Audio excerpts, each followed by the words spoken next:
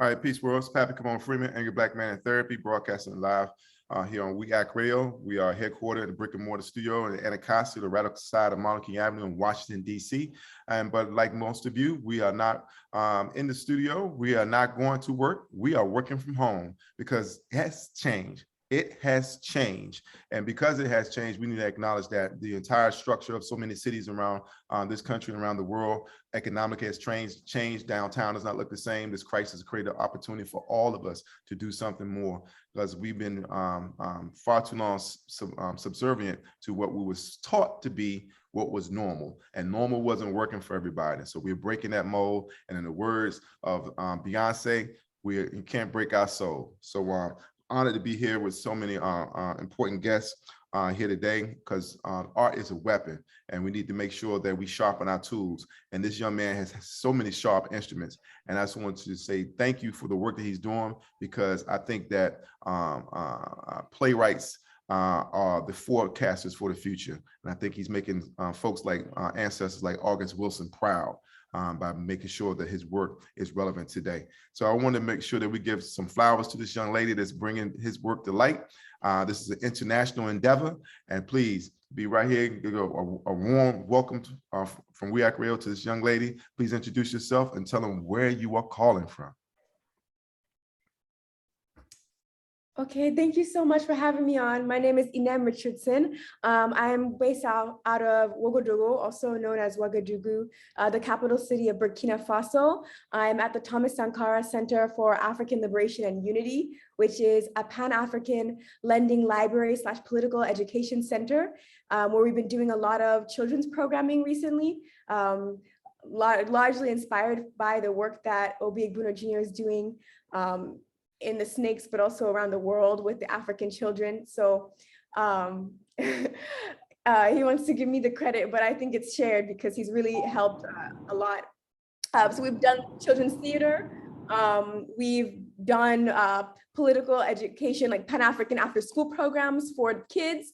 And then we also do stuff with adults, so they can come and read books by Frantz Fanon or Walter Rodney, which you cannot get anywhere in Burkina Faso, pretty much outside of here.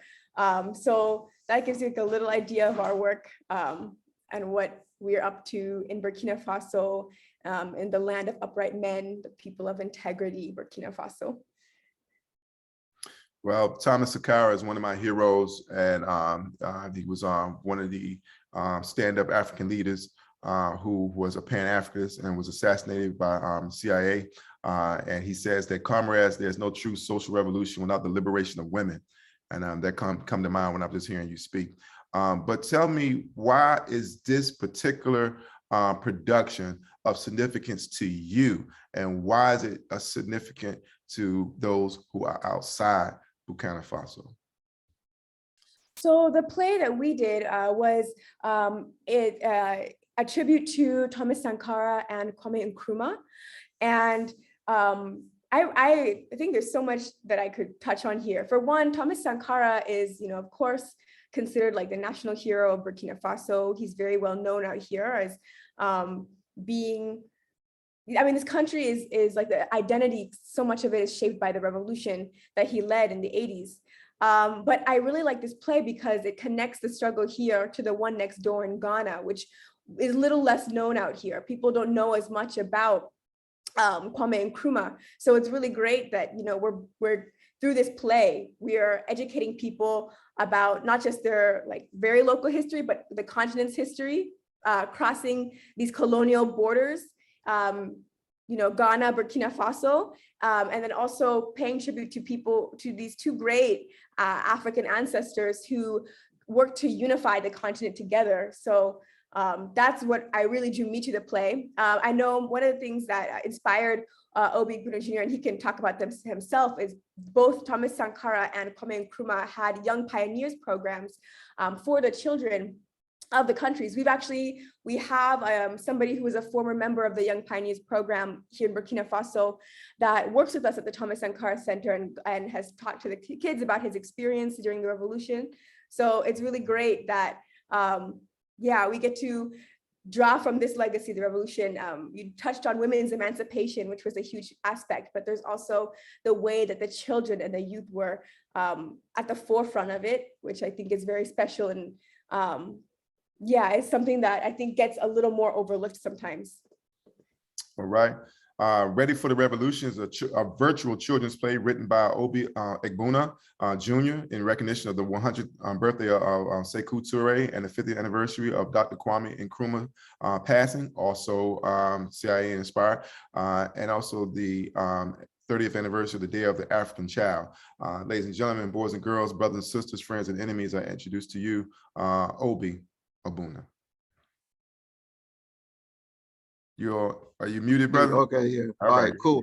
Thank you, brother. Come on. Just the opportunity to introduce our local community in DC, where nothing is really local, to the work of Sister E&M. I could basically hang up right now, but we're not finished there. This is our first production where we had dance choreography, because for people who don't know out there, the reason that you have hundreds of African dance and drumming ensembles in North America, in the Caribbean, and other parts of the African diaspora is because of the work of Guinea. And Guinea is the first African nation to tell their story in the form of a ballet to the world as part of the decolonization process, following China's example, following Russia's example, following Cuba's example. So we have a DC-based, another young sister who just came on with us, named Antonia White. And this is our first time collaborating with her. We think we're going to be doing it for many years to come. So we're going to let Sister Antonia talk about what she contributed to the play. Go ahead, Sister Antonia, you're on the air. Peace, how's it going? I'm Antonia White. Just thank you for having me. I contribute dancing. I've been dancing my whole life. Just with certain scenes in the dance, certain scenes in the play contribute to the scene and what's going on. So I just worked with Dr. Obi with getting the ladies together and being able to express dance and passion through each scene, and not each scene, I'm sorry, throughout a few scenes in the play, to just kind of bring the play to life, or bring that scene to that moment to life in movement and passion. So it was a really great experience. Finished up our recording yesterday. Now the girls were excited and looked well, and I was excited as well. And it was just a great opportunity to be able to express my passion through dance in this play. Well, if I can't dance, it's not my revolution. And that was from the great Emma Goldman. And this is a virtual play, I want to stress, so the whole world is invited to participate in this production. And I hope that many of you would take this offer up and join them this Saturday, June the 25th at 7:30 p.m. Obi, you want to let the folks know how they can log on and log in and check out this? We had to re-add the Zoom link to the flyer. That will be available in the next 45 minutes. I will definitely send that to you, and we're going to send that all over the world. So I was going to just talk a little bit about the program, because it is the, thank you so much, because what many people, the inspiration for the play, someone else who you know and respected when she was still amongst us, the great actress and teacher and freedom fighter, Hassanatu Camara. Her and I had a conversation.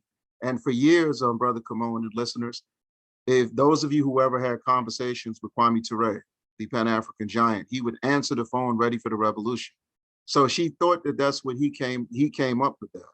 But it actually is the battle cry of the Democratic Party of Guinea. The Democratic Party of Guinea is of paramount importance because in 1946, they have the distinction of being the first political party we established during the anti-colonial movement. So you have the Democratic Party of Guinea in 1946. 3 years later, Osagyefo Dr. Kwame Nkrumah starts the Convention People's Party. In the mid-1950s, Amilcar Cabral, while being a co-founder of the Popular Movement for the Liberation of Angola, starts the Party for the Independence of Guinea and Cape Verde. Fela Kuti's mother started the People Communist Party in Nigeria, and Kenneth Kaunda started the United National Independent Party in Zambia. The reason that's important is because when you're in a party, people are against the same thing, but they are for the same thing. And we know that in many instances, we see people vehemently express what they're against, but can't tell you to save their life what they're for. So they solve that issue. So that's why it's important. Like we talked about, so when you talk about the Harlem Renaissance, when you talk about the Black arts movement, the African cultural renaissance on the African continent was spearheaded by Guinea. We also hear many young people who, like us a few years ago, Brother Kamon, have debates that sometimes get acrimonious. I choose Malcolm's way, you choose Martin's way. What we call nonviolent protest, direct action in North America and on the African continent, we call it positive action. Strikes, demonstrations, boycotts, what have you. That's how they came to power in Guinea. They had a 12-year positive action campaign. But the very first decision that Ahmed Seku Ture made as the president of Guinea was to arm the nation. He instituted the People's Militia, the only one to do it in African history. So this was a way of uniting the Mandingos, one of the key nations in Guinea, the Fulanis, a key nation all throughout West Africa, and the Susu nation. But as you have many sisters listening, and we have two sisters on with us today, the play is not just about Ahmed Seku Ture, it's about Mbalia Camara. Mbalia Camara was the leader of the women during the Guinean Revolution. And 1955 is a very important year for us. Many of you think of Emmett Till and Mount Money, Mississippi when you hear that year. Many of you think of Claudette Colvin, the teenager who started the Montgomery Improvement Association by going to prison 6 months before Rosa Parks. Of course, Mother Rosa Parks. Some of you who have gotten into our resistance in the Caribbean know that Claudia Jones was deported from the United States that year for violating the McCurran Act, which said that if you weren't born in the United States, you could not join the Communist Party, which she did, and she was deported. And Mbalia Camara was assassinated in 1955. So you can add her to the list of things we deal with when we focus on 1955. We're not alone in this production, because since this is a Day of the African Child production, we are acknowledging Juneteenth as well, though, as you mentioned, but we have some guests. You have a children's group that is locally based that is a steel band. They will be performing. You have a youth ensemble out of Haiti. They will be performing. They will be reenacting when the Haitians on the path of revolution first embraced the Vundoon culture, which is what we call Juju in West Africa. There's a group called Hidri, which is a Eritrean children's ensemble. They will be performing. And you ready for this, brother? Come on. The La Colmanita, which is Cuba's national children's theatrical ensemble, will be performing as well. And this is all before we perform. Our sister Tonya has done some unbelievable dance choreography. We have a marching band, brother, come on, that will be playing Guinea's national anthem, and from a high school in the poorest county in South Carolina. For those of you who know North American history, you know that the great Septima Clark taught in schools in South Carolina for 40 years and was fired because she refused to resign from the NAACP, because in South Carolina, the NAACP was considered a terrorist organization and you couldn't be a government worker and work there.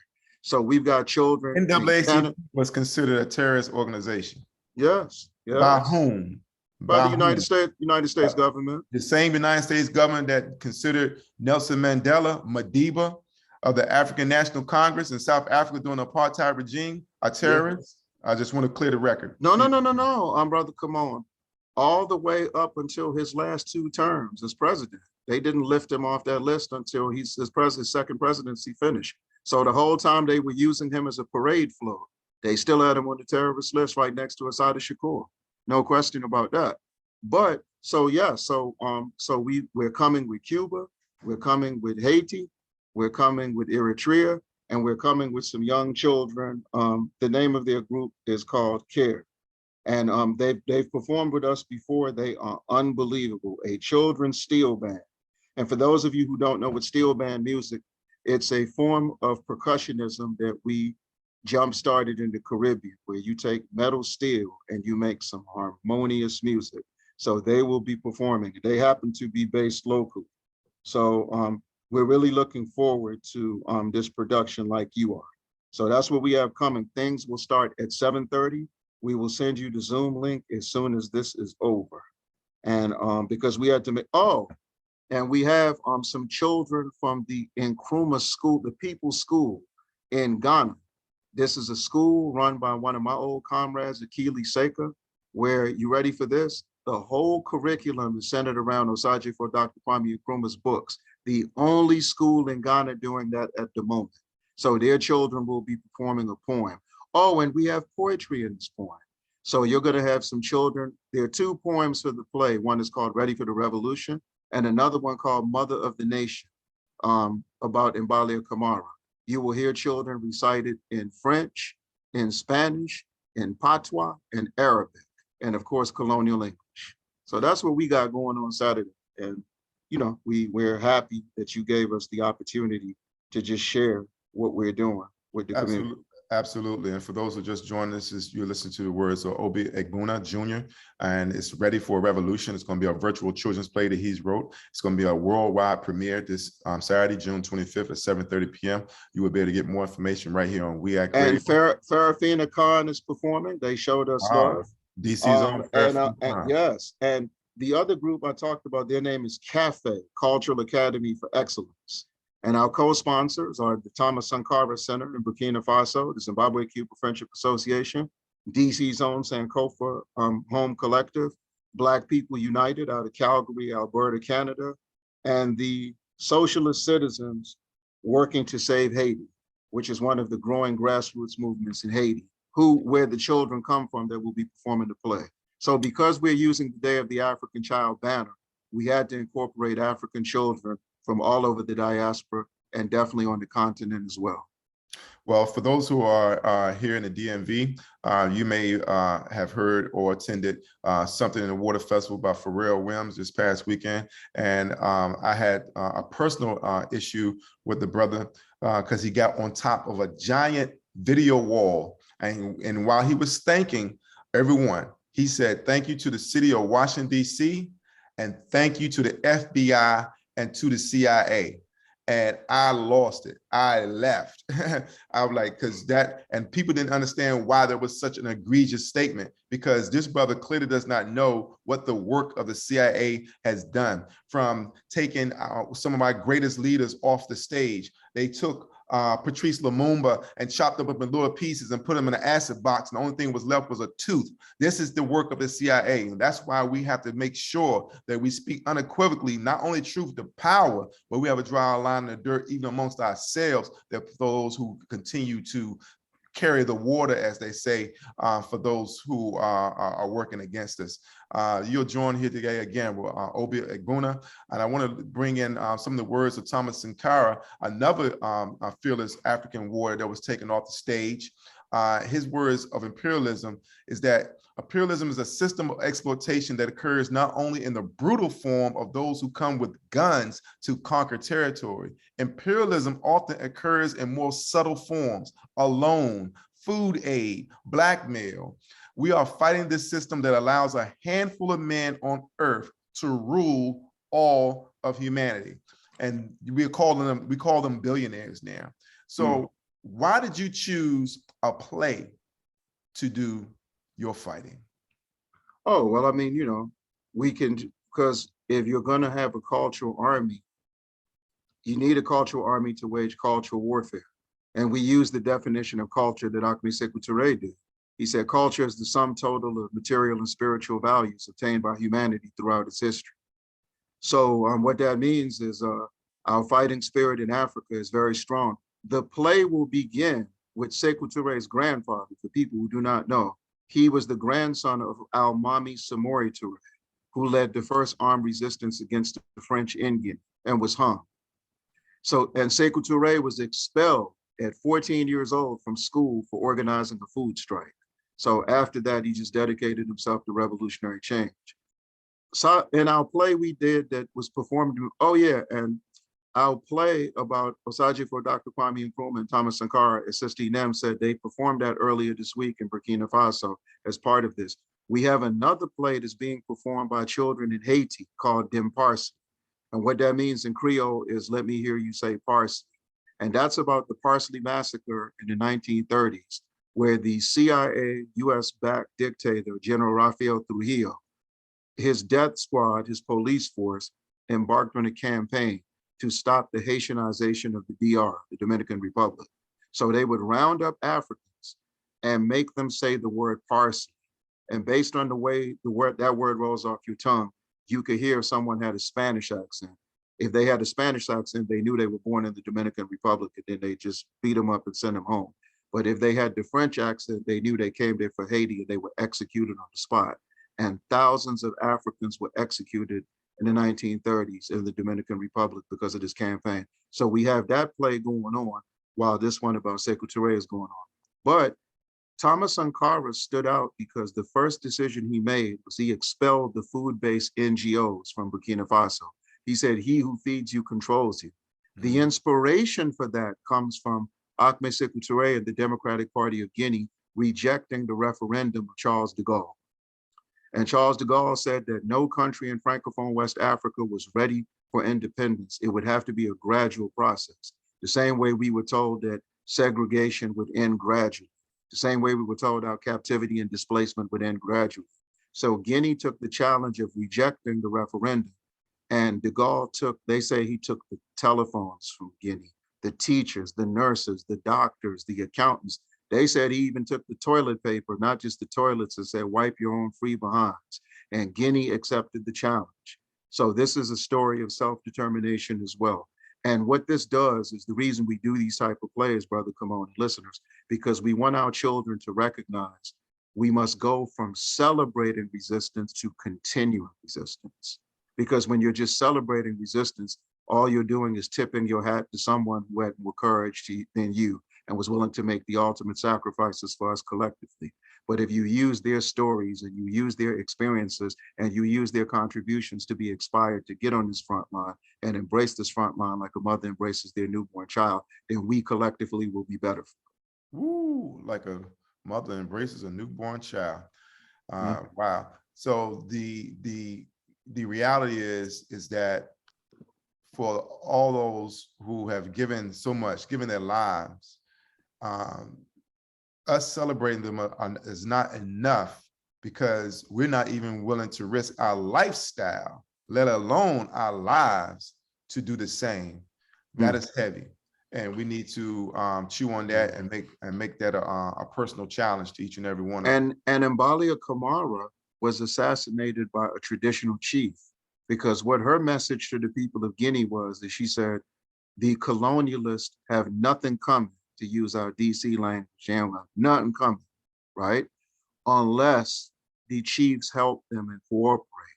So what happened was one of the chiefs broke into her house. She was pregnant, about to have her child. He stabbed her with a sword. She dies, the baby survives. She has the largest statue in Guinea today. So when many people tell the story of Seku Ture, they do it ignoring Mbalia Camara. So we weren't going to do that. And she embarked on a campaign for self-determination. This was the project that they came up with. She told all the sisters that would join the revolution, "You married? You got a boyfriend?" "Yeah, I'm married, I got a boyfriend." "He active in the Democratic Party of Guinea?" "Nope." "If he won't get active in the struggle, kick him out the house." So they actually organized a campaign to kick out their husbands and boyfriends out of the house, and they could not come back into the house until they joined the Democratic Party of Guinea. And women were so dominant in that party in the early years that the masses of the people used to call it the Women's Party. That sounds a lot like the theme that Spike Lee played with in Chirac. Unfortunately, he didn't pull it off. It was a terrible film. But the idea, I think, is solid and holds water, and maybe even should be applied in modern times. We need to raise the consciousness of a lot of our sisters in order for that to be effective. I think it was also part and parcel of the reason why the Black Panther Party was successful, because I remember Bobby Seale talking about sisters didn't want to be with a brother that didn't know the 10-point platform. You couldn't recite the 10-point platform. You couldn't get down. You know? So this is something that's common in our culture of resistance wherever we are in the world. But Guinea's just so important. Also, a personal note, which we don't do much, as you know, but 40 years ago, in 1982, I was a teenager, and I was at Crampton Auditorium when Ahmed Seku Ture came to DC. Oh, wow. Listen to this. He was introduced by the Honorable Minister Louis Farrakhan. And the Honorable Minister Louis Farrakhan told the crowd, for all of you who did not know, all these years it's established, it's known that the Most Honorable Elijah Muhammad, the messenger, is my spiritual father. All those years, Ahmed Seku Ture was my political father, because Guinea is a Muslim country. And Ahmed Seku Ture, he wrote many books, but one of the books he wrote that was banned in the Muslim world was Islam for the People's Benefit. So he introduced people to Islamic liberation theology, the type that produces a Gamal Abdel Nasser, that produces a Ahmed Ben Bella. And he said that you can't be a Muslim and not be revolutionary.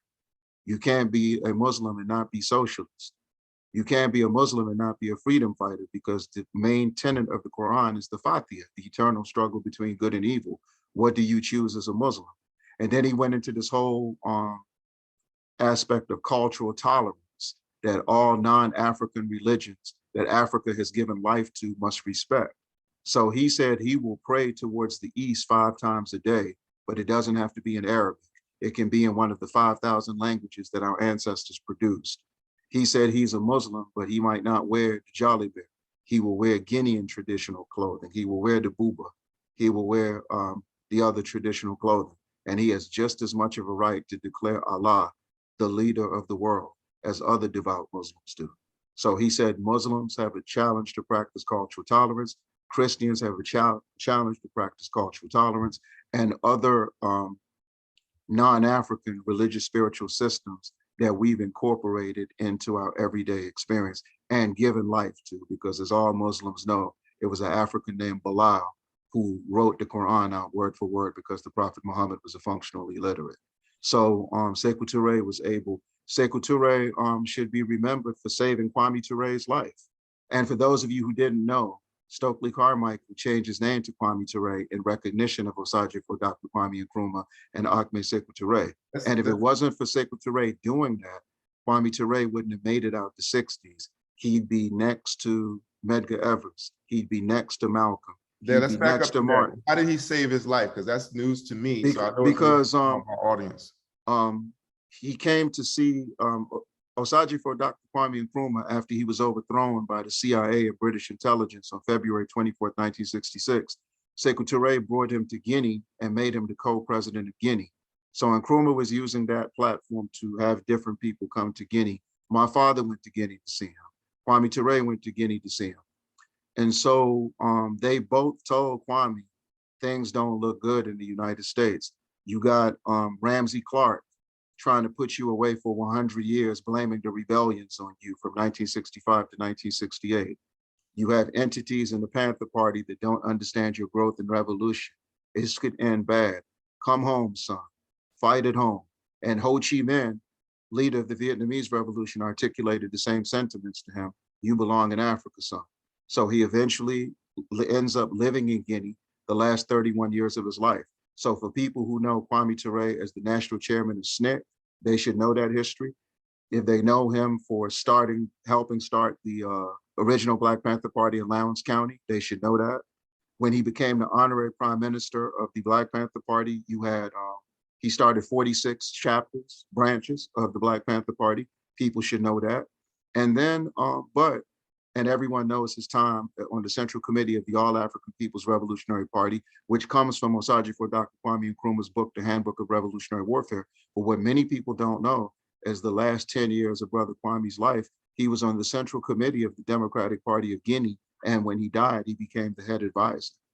So Seku Ture telling him to come to Guinea and stay there and be safe saved his life. He wasn't supposed to make it out of the 1960s because what they called J. Edgar Hoover's memoir of paranoia, known as The Fear of the Black Messiah, he said that the Most Honorable Elijah Muhammad was too old, that Malcolm X, Dr. King was dangerous because all Christian preachers are, because we won't listen to them. Brother Malcolm's influence was troubling, but Kwame Ture was very dangerous primarily because of his youth. So he was marked for death, and Seku Ture preserved his life. And we got 30 more years of service out of Brother Kwame Ture. You can thank Ahmed Seku Ture for that.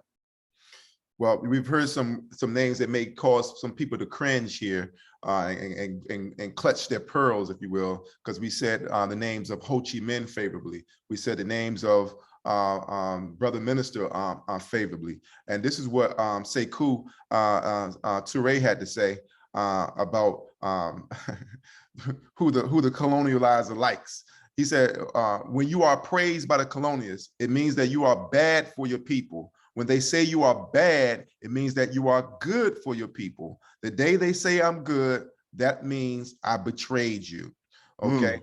So we might have folks who had a cringe off the name of Ho Chi Minh, but Ho Chi Minh was a comrade of the African struggle. You know, you might cringe when you hear the name of Minister Louis Farrakhan, but then you want to applaud when you hear the names of Biden and Harris. Well, Biden gave he made the what is this the speech at his funeral. He gave the eulogy to the longest serving racist in the history of the United States Congress, and that was Armstrong Thurman. Biden gave the eulogy to him and said that this was a great man. This white supremacist was a great man. Your girl, the Vice President Harris, when she was the Attorney General in California, she refused to prosecute Steve Mnuchin, or Mnuchin, whatever. He was the foreclosure king at the time, put thousands of people out of their house and profited from it. She refused to prosecute him. But then he turned around when she ran for the Senate. He made the largest legal contribution to her campaign. And this was the Secretary of Treasury under Trump, who made the largest contribution to Vice President Harris' campaign when she ran for US Senate. And she was famous for quoting that the reason why she was not for early release for inmates in the state of California, one of the largest prison systems in the country, is because they needed the free labor to fight wildfires. So I just want to put some paint where it ain't, because we have the wrong impression about the wrong people. And I think that Seku Ture's words ring more than true. They sound prophetic. And one more thing about Seku Ture before we go, because I know we got to wrap up. Once again, thank you so much for the opportunity. My honor. But he expelled the Soviet Union's ambassador from Guinea in the early 60s. And this is important because if you know the history of the Soviet Union, Marx, if you know Marxist Leninist philosophy, they said religion is the opiate of the masses, meaning religion puts you to sleep. Obviously, if you know African culture, nothing can be further from the truth. So Guinea, a Muslim country, ignites the revolution that they did. And so what happened was Kennedy saw this as an opportunity to exploit. So he sent Harry Belafonte to Guinea as an emissary of the US Peace Corps. He took some members of SNCC with him. Perhaps you know these names. So Congressman John Lewisman, Fannie Lou Hamerwin, and others. So from that agreement, this is how Ahmed Seku Ture said Guinean dancers and drummers could come to the US and drum and dance. And like I said, that ignited a dancing and drumming movement that is still vibrant and still strong in this country.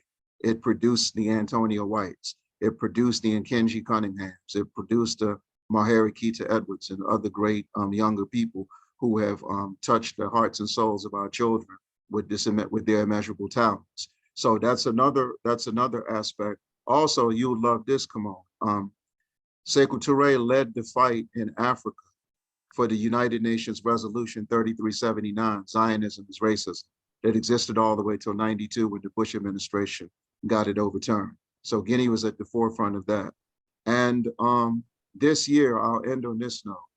Cuba, as we got our Cuban comrades, the children, they're performing on Saturday. This year is the 50th anniversary of Comandante Fidel Castro's first visit to Guinea, the first nation in Africa he visited. And he said he wanted to visit Guinea because Guinea was led by a revolutionary apostle, Ahmed Seku Ture. The only other person he called an apostle besides Jose Marti was Ahmed Seku Ture. And Ahmed Seku Ture returned the favor at the Festac Festival in Nigeria in 1977, when he said Fidel Castro a white man is more of a brother to me than Mobutu in Africa. So once again, we're having this program Ready for the Revolution on Saturday, where the program begins at 7:30 East Coast time.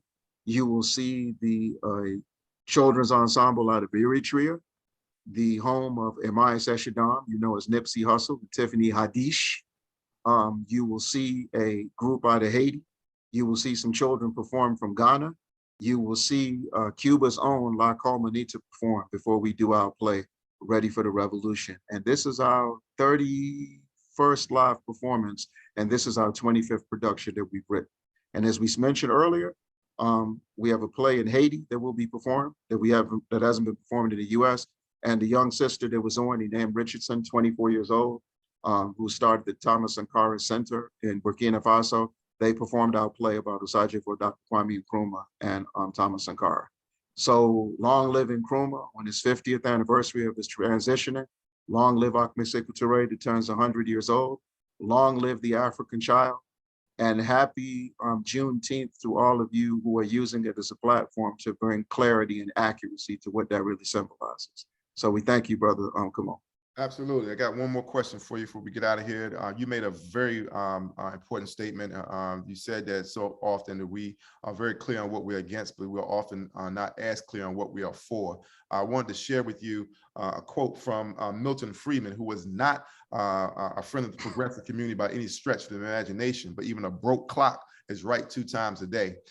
He says, only a crisis, actual or perceived, produces real change. When that crisis occurs, the actions that are taken depend on the ideas that are laying around.